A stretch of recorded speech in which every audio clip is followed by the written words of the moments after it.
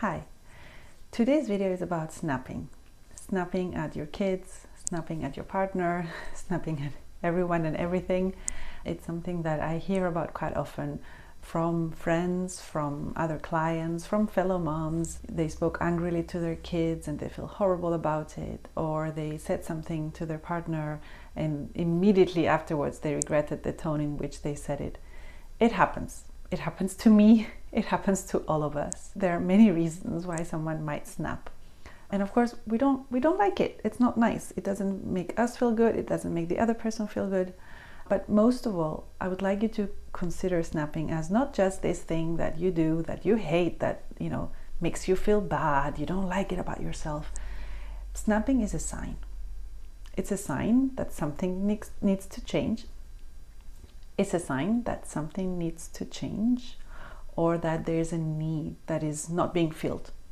So the next time you snap, take a step back and remember the reasons that I will list in this video, and maybe think which ones might be playing a role in the situation that I'm facing right now. So first of all, occasional snapping is normal.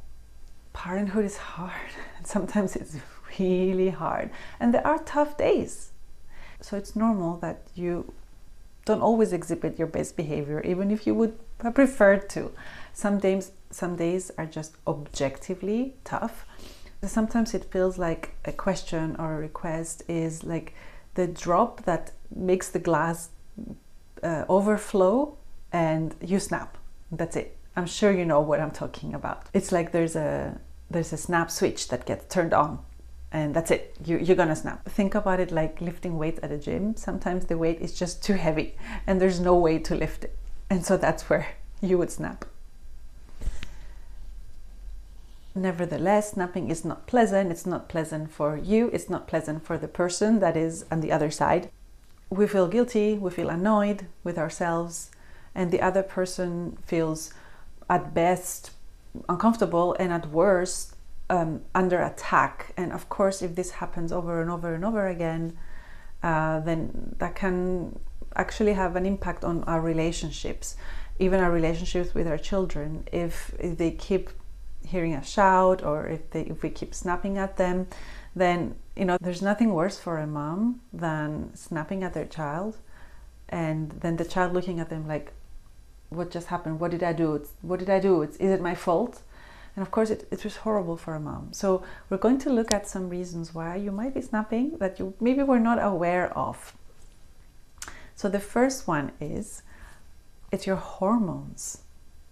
So this obviously, well, maybe not obviously, but this applies to those of you who are not on birth control, because if you are on birth control, on hormonal birth control, it means that you aren't cycling, so you're not experiencing what I'm going to describe now. So there's two phases, two moments in the cycle. So the first moment is when you're ovulating, because when we're ovulating, testosterone is higher, and that's a hormone, testosterone, which you've heard, men have testosterone, but we also have testosterone. It's actually at its highest when we're ovulating. So that's in the middle of your cycle. And for some women, that leads to them feeling a bit more angry, a bit more irritable. That's certainly my case. I know that I'm going to be ovulating the next day or so when I feel that sense of anger. Not anger in a bad sense of the word, but a bit more irritable. And it might be your case as well. The other moment of the cycle where you might be experiencing these feelings is the second half of your cycle. So after you ovulated, in your luteal phase, estrogen drops, especially towards the end of the luteal phase. So right before your period, but also from the beginning of the luteal phase. So after you ovulate, estrogen starts dropping. And so that drop in estrogen can have different effects on different people, but some women, that's universal actually. We all crave for a bit more of an inward connection rather than an outward connection. During ovulation, estrogen is very high, we're very sociable, we feel like being with other people, but during the luteal phase there's more of an inwards feeling happening. And of course, when you have kids, they don't care where you are in your cycle. You can be wherever you want, you still have to be there, you still have to play with them, entertain them, whatever. So it goes a bit against our biology, against the hormonal reality that is happening in our body. The other thing that might happen is because of the drop in estrogen, some women also experience a drop in serotonin, which is a neurotransmitter that makes us feel good. So again, we might be a bit more irritable, we might have more mood swings during the luteal phase. And of course, if you're over 40, you might be perimenopausal, which is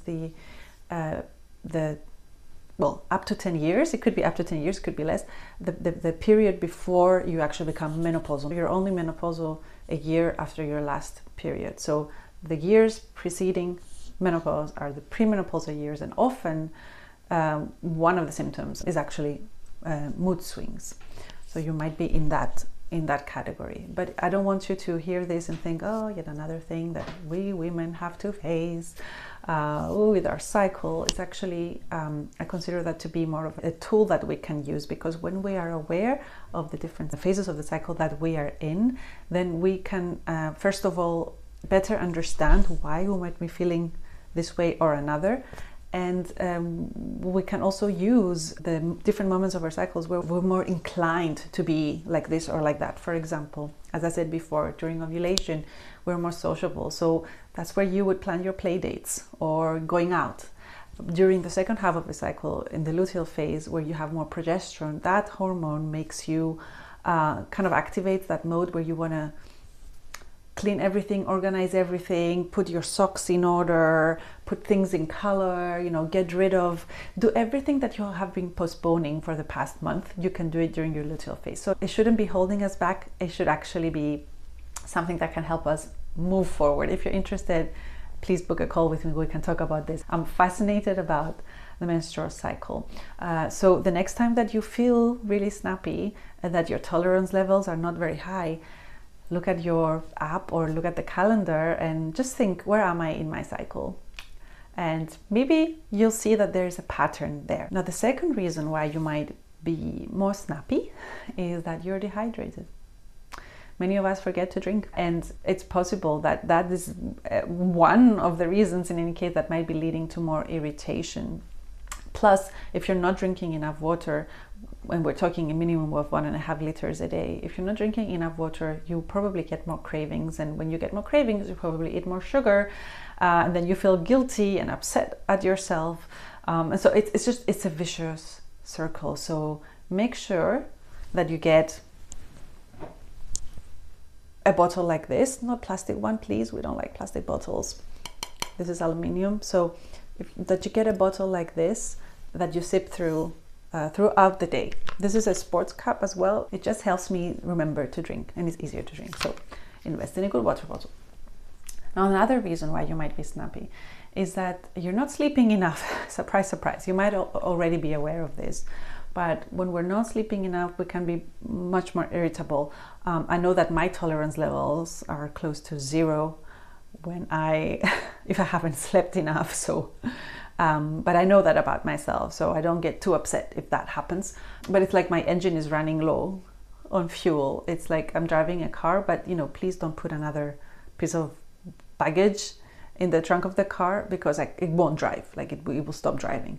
So sleep is a really important one. So for those of you who might be struggling with going to bed early, it would be a good idea to start pushing that bedtime a little bit earlier. Another reason is that your cup is empty and needs to be filled up with something pleasurable, with pleasure.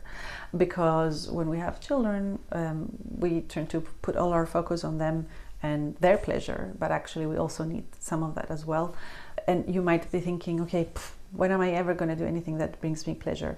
The thing is, we often think, for example, there's a weekend coming, and there's, Saturday is open for an activity, and you always think of what would the kids enjoy. But the next time you can think, okay, what can I enjoy as well as the kids, right? And not just them, because you need to fill that cup with some kind of pleasure. If you always do things that bring other people pleasure and never things that give you pleasure, then you will end up being irritable and, well, snappy. And on the same note, you might have been putting other people's needs on top of your own for a very long time, and that leads to the same problem that we feel snappy, irritable, we feel resentful. And then the last thing that maybe you need to ask yourself is there a basic need of mine that is not met right now? I like the acronym HALT. I'm not the one that coined it. HALT, HALT. And it stands for H, are you hungry? You might be snappy. Then please eat. Are you angry? Who are you angry with? What are you angry for? Address that. Are you lonely? Call a friend. Send a text. Be with other people. Are you lonely? Or are you tired? T. Again, coming back to the idea of not sleeping enough. If you're any of these things, if you're hungry, if you're angry, if you're lonely, or if you're tired, halt, stop, address those needs, and then go back to whatever it was that you were doing. And this leads to a lot more self-compassion as well. I talk about this a lot, but when we're snappy, it's not just about then adding another layer of frustration. We're already snappy, right? We are already frustrated, and then we're adding another layer of blame and shame and guilt. Why am I like that? Or I'm like that because I didn't sleep. So of course you're snappy, right? It's a very different way of seeing the situation. And the way we talk to ourselves really makes a difference as to how we get out of this as well. And it can be particularly tough to forgive yourself after shouting at your children.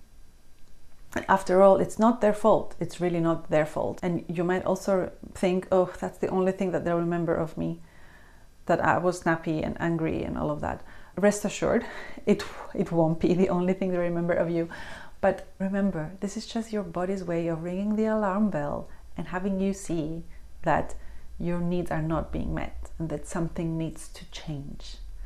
Now, if you find yourself snapping way too often and more often than you would like to, I have a checklist for stressless moms with a few very, very easy practical tips on top of the ones that I shared with you now on how to reduce stress and also obviously consequently also to snap less. That might be able to help you, but you can also always book a call with me. You're not a bad mom. You just need more support.